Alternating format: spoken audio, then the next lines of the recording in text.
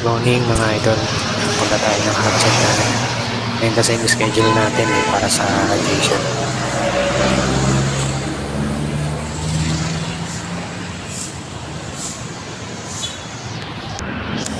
Morning. Pupunta tayo ngayon sa heart center para mag-check up.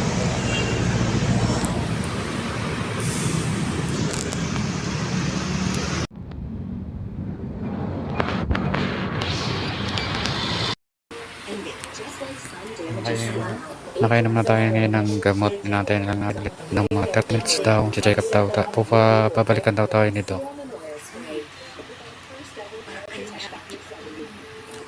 Gamot para sa radiation.